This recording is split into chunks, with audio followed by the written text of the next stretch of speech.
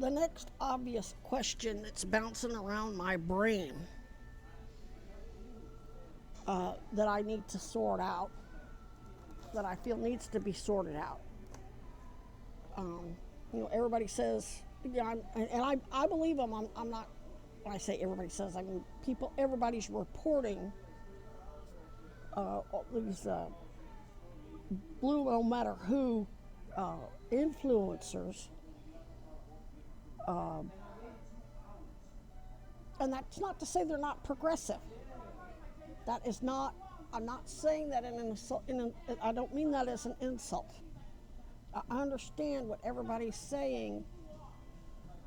Like right now, everybody may say, well, if you had voted for Kamala, you'd probably still have your Social Security. You'd probably, a Doge wouldn't have done all that crap.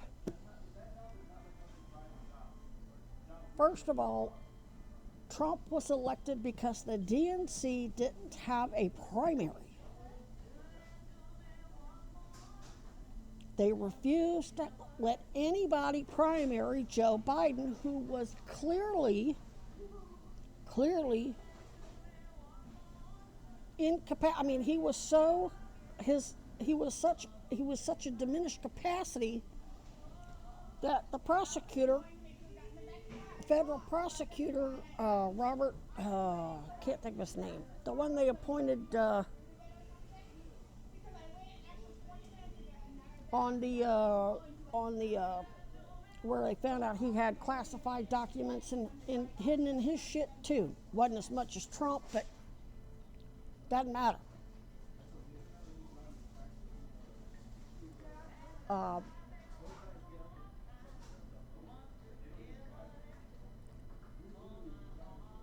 He was at such a diminished capacity that he wouldn't indict him. He says no jury's going to convict because the man isn't really even fit to stand trial at this point. Doesn't mean that he was, just because he was lucid and had mens rea and criminal intent at the time he committed the crimes, doesn't matter. He's now clearly gone. But the Democratic National Committee chose to let that man choose his predecessor. He chose Kamala Harris, for whom nobody voted. So it's really insane to blame Democratic voters for not voting for somebody in a general that they didn't vote for in a primary. Shit, when she ran for president was 2020, she got so few votes she had to drop out.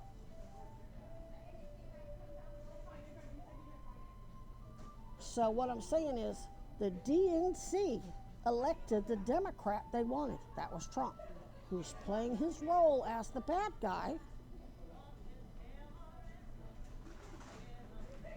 to make the establishment Dems look good, distance them. I mean, there's a million reasons why they do the things the way they do.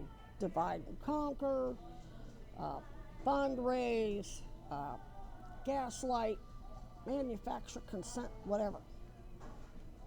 So these influencers, next question is, okay, if Israel has so much compromise on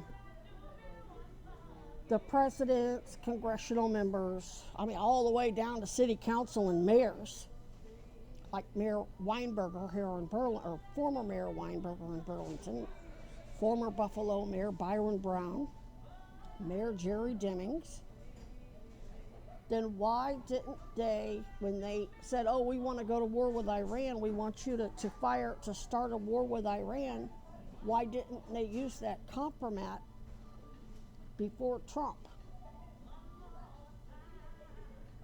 And the only thing I can think of is, let's say they had gone to, let's say that Israel approached Obama and says, you're going to go to war with Iran, or we're going to expose you and the Democratic Party for your roles in this, that, or the other.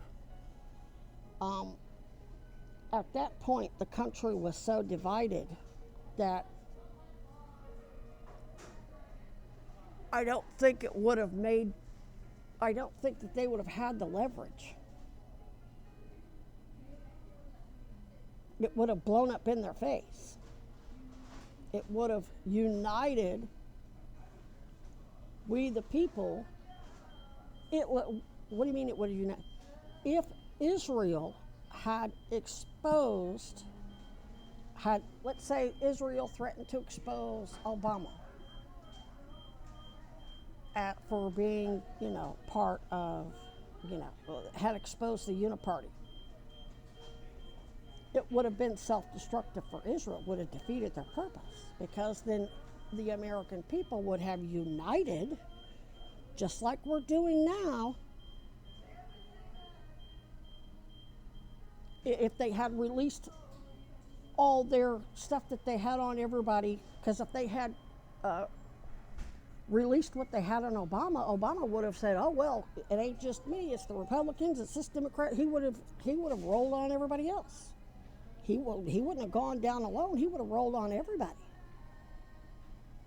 And then all that exposure, we the people would have been like, okay, you all been running game on us all this time. It would have united us.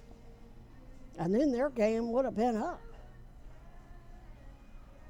That's why all those previous presidents said, yeah, go right ahead. If you do that, you try to blackmail me into going to war with Iran, plus it would piss off the rest of the globe because of the stuff with the Strait of Hormuz and all that. Knock yourselves out, because it's going to end up, cutting off your own nose to spite your face, basically. However, now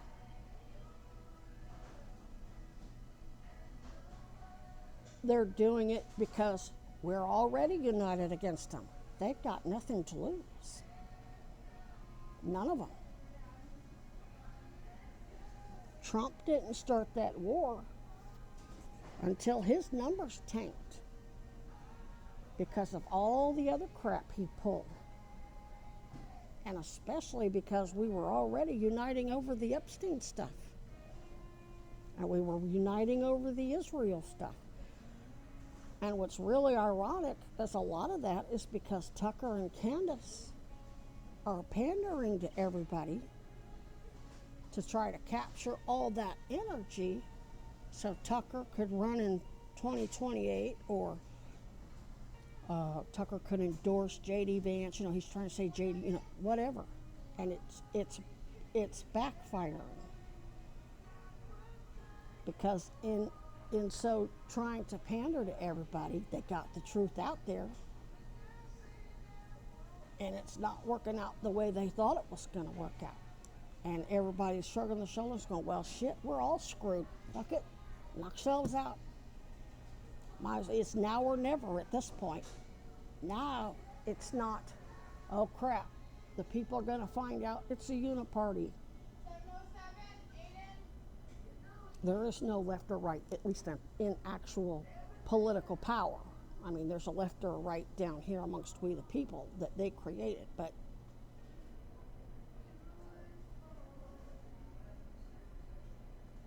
so now it's like we got to do it now, and then at the same time they're trying to rig the elections. Probably already did a few of them. Maybe the thing with Massey, I don't know. And it seems to me like somebody indicated that maybe there was more than just the Massey election that was tampered with.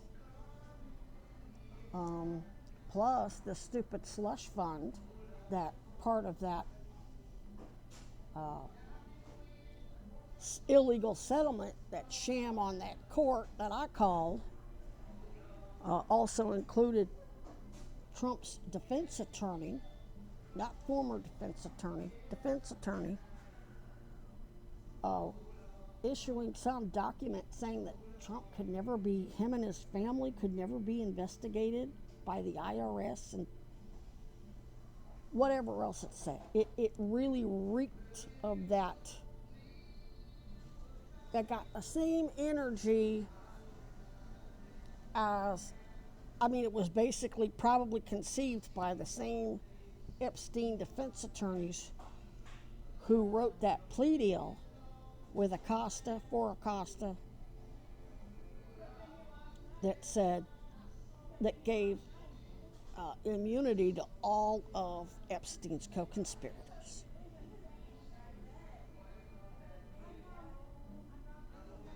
Same people. I mean, maybe not on paper, but I know from having worked with Chad Cronin and Chad telling me that he helps a lot of lawyers on cases, but that lawyer is the only attorney of record. And then when he takes a case, they help him even though he's the only attorney of record. So there's a lot of back alley, what we call professional courtesies going on with all these lawyers looking out for each other and helping each other, even though they may not be an attorney of record. Because they're all looking out for their wealthy clients that pay their big retainers, and they're Zionists and stock, whatever.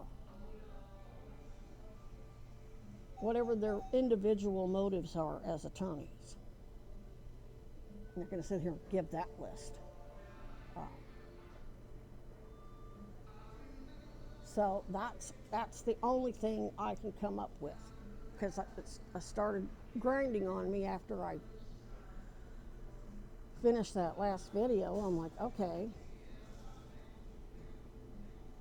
Israel has just as much compromat on Democrats, especially because Trump, most of the compromat they have on Trump was a Democrat, funding the Clintons, raising them from the Lewinsky impeachment actions right along with Epstein.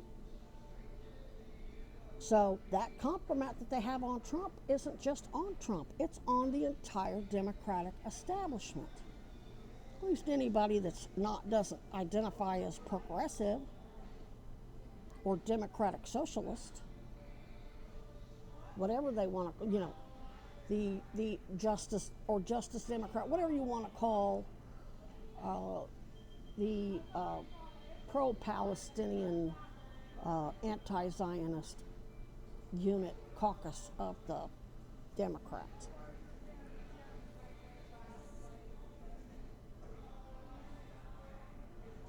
That's the only thing I can think of. I'm sure there's probably a lot more to it than that.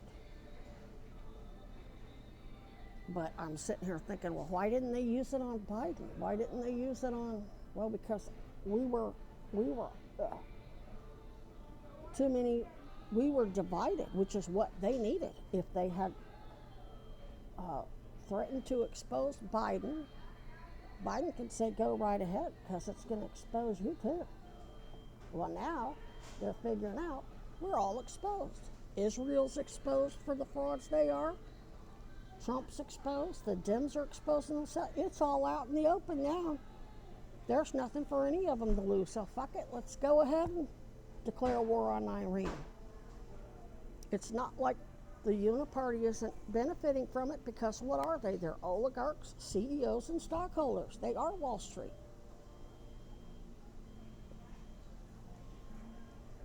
That's about the best I can come up with. I may think of something else later, but I'm tired. I've been up since probably 8, 9 o'clock, and I am ready for bed, especially standing out there flying a sign with that sun right in my face and all that traffic. I mean, I was just fit to be tied. That was too much. I don't like that median because there's just too much going on at that intersection. The other median that faces towards Essex, that's nice and wide, and there's grass, and there's lots of room to move around, and I don't have cars buzzing within inches from me, and the sun right in my face. Took me a while to decompress from that. I did get to eat, not much, but at least enough to get me through till tomorrow, and I'll go figure out where to fly again tomorrow.